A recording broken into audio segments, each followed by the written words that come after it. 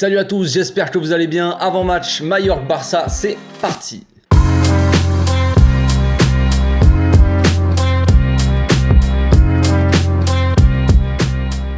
Au passage, n'hésitez pas à vous abonner, liker et commenter. C'est le meilleur moyen de me soutenir et ça fera plaisir à tonton.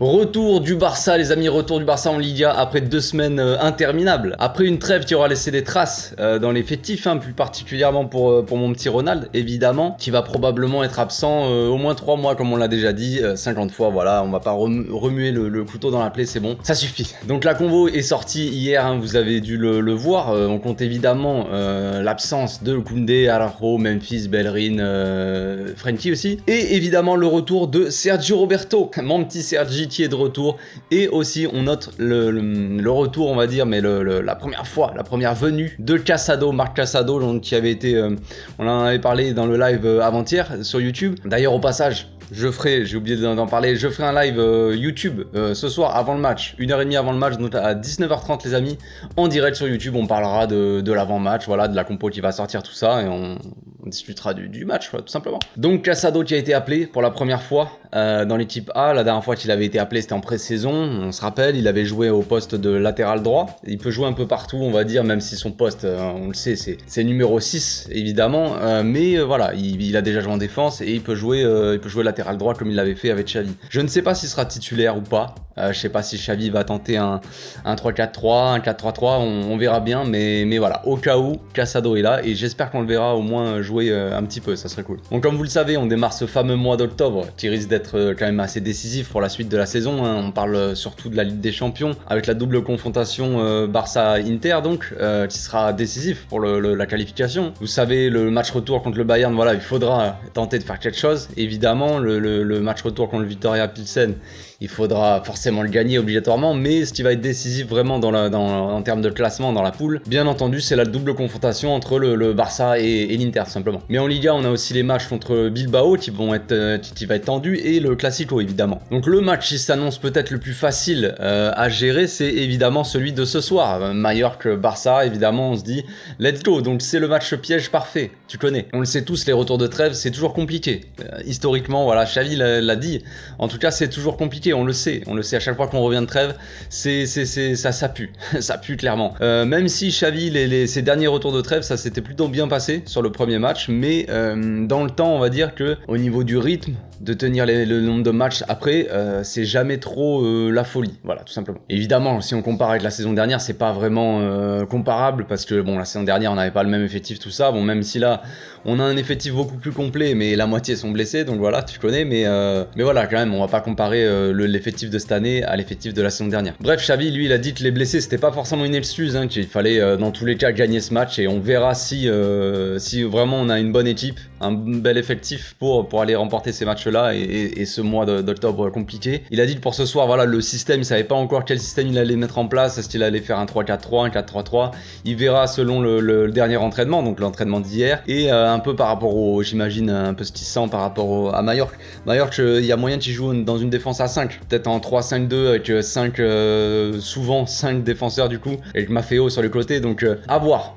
S'il joue en 5-3-2, Mallorca, il y a moyen que Xavi se joue en 3-4-3, c'est très probable. Donc concernant la forme des équipes, Mallorca qui sort d'une victoire 1-0 contre Almeria, donc rien de fou quand on voit ça, évidemment, ça reste Almeria, je crois qu'ils sont peut-être derniers. Avant ça, ils avaient posé quand même du souci au Real Madrid, au Bernabeu. Le Real avait fini par gagner, évidemment, 4-1, je crois bien, mais quand même, il y avait eu un peu de... Ils avaient pas fait semblant. Devant, ils ont Muriqi et Lee Kang-in, qui sont assez chauds, et bien sûr, Pablo Maffeo, là, sur le côté, on connaît, on s'en souvient à l'époque, quand il avait marqué Messi. Donc franchement, il y a des bons joueurs dans cette équipe, et leur 10e place au classement, elle reflète pas forcément le niveau de l'équipe, tu vois. Donc attention au match piège, je le dis, je le répète, attention. Côté Barça, l'équipe, elle est plutôt en forme. On enchaîne surtout en Liga, on va dire, forcément. Même en Ligue des Champions, on a juste perdu contre le Bayern et on a fait match nul contre le Rayo Vallecano en début de saison, vous vous en souvenez. Donc on enchaîne 5 victoires d'affilée en Liga depuis que Baldé est titulaire, en gros. L'équipe, elle a mis 18 buts sur ces 5 derniers matchs, donc, dont 11 buts à l'extérieur, les amis. Voilà, donc on est un peu plus prolifique à l'extérieur. C'est aussi à l'extérieur qu'on a pris le seul but en Liga, évidemment. Et pour ce match-là, on avait un système en 3-4-3. On jouait en 3-4-3. 3-4. Les joueurs en forme de notre côté sont évidemment Lewandowski, Pedri et Dembélé, donc on verra si Dembélé est mis au repos ou pas, un minimum. S'il joue d'entrée ou pas, Pedri et Lewandowski devraient être titulaires normalement. De toute façon, il faudra à partir de maintenant commencer à gérer l'effectif. Je compte sur Xavi pour faire ça, mais il faudra donner des minutes à tout le monde. Il faudra que tout le monde soit important, tout simplement, tout le monde soit impliqué dans le projet, dans le tout. On aura besoin de tout le monde. On aura besoin de tout le monde, les gars, même de Jordi Alba, oui, oui, même de Piqué, les amis, oui. On aura besoin d'eux aussi. Je ne sais pas pourquoi, mais je vous le dis, on aura besoin d'eux. Donc on va maintenant passer à la composition d'équipe, les gars. Je changerai un petit peu, voilà. Je le tente. Je partirai en 3-4-3.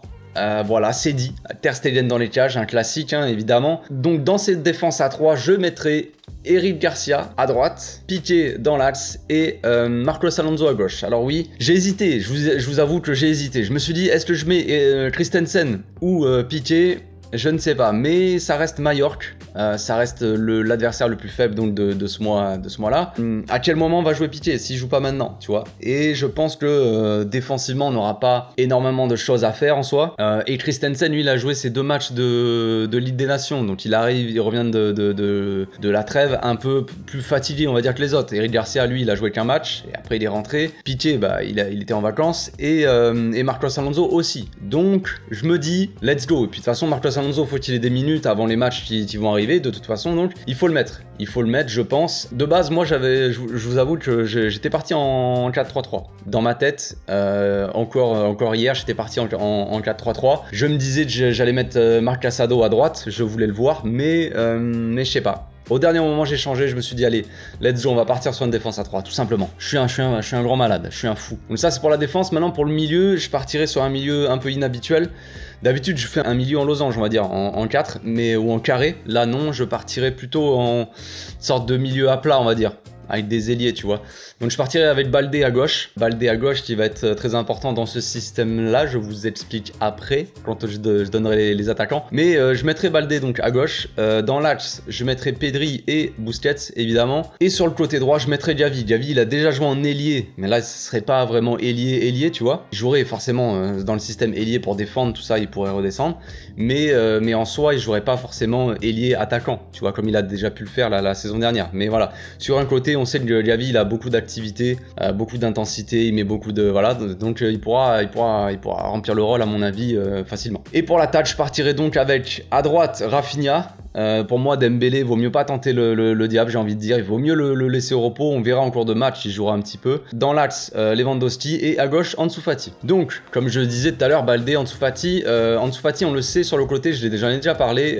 Dernièrement, voilà, il a, je sais pas ce qu'il a, mais il veut plus dribbler. Voilà, Ansu Fati, il veut plus dribbler.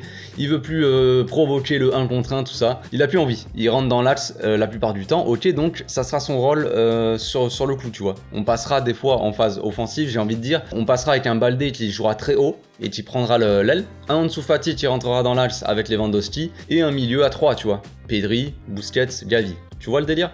Je pense que ça peut le faire. Donc voilà pour ma compo, je sais pas ce que vous en pensez. Moi, ça me paraît pas trop mal. Il faudra de toute façon jouer assez offensif. Je pense que, comme je l'ai dit, hein, cette équipe de Majorque, elle va jouer avec 5 défenseurs. Donc évidemment, faudra qu'on ait des attaquants, faudra qu'il y ait des mecs assez offensifs. Baldé pourra apporter sa percussion et sa qualité de centre sur son côté gauche. Rafinha, il pourra rentrer dans l'axe, tout ça, et apporter du danger sur ses frappes. Voilà, après on compte sur un grand Lewandowski, évidemment. Ansu Fati en forme, puis après on fera tourner. De toute façon, je pense que Sergi Roberto, voilà, il est de retour à peine, donc moi je le mettrai pas titulaire. Je pense qu'il devrait rentrer en cours de match, ça parle d'une vingtaine de minutes. Faudra préparer le Sergio Roberto pour qu'il soit éventuellement titulaire contre l'Inter. Je pense que Sergio Roberto sera titulaire contre l'Inter mardi. Donc pour le moment, voilà, je le mettrai pas titulaire, mais je pense qu'il rentrera en fin de match ou quoi. Je pense qu'il rentrera une vingtaine de minutes, tu vois. Histoire de voir un peu le niveau qu'il a aussi. Bon, dans ce match, pas choix, les gars, il faut aller chercher les 3 points tout simplement. Il va falloir aller gratter un max de points dans ce mois-là. Il va falloir rien lâcher, il va falloir que tout le monde soit au diapason. J'ai envie de dire se mettre au diapason. Il faudra que tous les joueurs soient concentrés, tout le monde soit impliqué. Sinon, ça va pas le faire. Ça va pas le faire, les gars. Il faut aussi que les supporters soient évidemment à fond derrière l'équipe. J'ai envie de dire, il faudra pas venir pleurer au moindre faux pas, les amis. Si on fait un faux pas, il faudra pas chialer. Voilà, c'est tout ce que j'ai à dire. Calmons-nous, le mois va être intense. Gardons notre calme, les gars. Je vous le dis avant parce qu'il y en a qui vont péter des câbles au moindre faux pas. C'est comme ça après. C'est les émotions, c'est le football, je sais, mais bon. Voilà, calmons-nous les amis. Je crois, si mes souvenirs sont bons, je m'en souviens plus, je crois qu'il va y avoir 12 matchs en 40 jours. Là, juste avant la Coupe du Monde, avant la prochaine trêve. Donc, ça va être intense. Ça va s'enchaîner tout le mois d'octobre et ça va s'enchaîner après début novembre. Il va y avoir en moyenne un match tous les 3 jours, 25. Je crois que j'ai vu ces stats. Donc, un match tous les 3 jours, tu vois. Donc, gardons notre calme, gardons notre sang-froid, les amis. Ne nous excitons pas. Évitons d'insulter les joueurs, hein, peu importe les matchs qu'ils font. Faut que tout le monde aille dans le même sens, sinon ça va pas le faire. Donc, on se retrouve ce soir, les amis, en live sur YouTube, juste avant le match et après pour le débrief, évidemment, comme d'habitude. D'ici là, portez-vous bien, passez une très bonne journée. Ciao.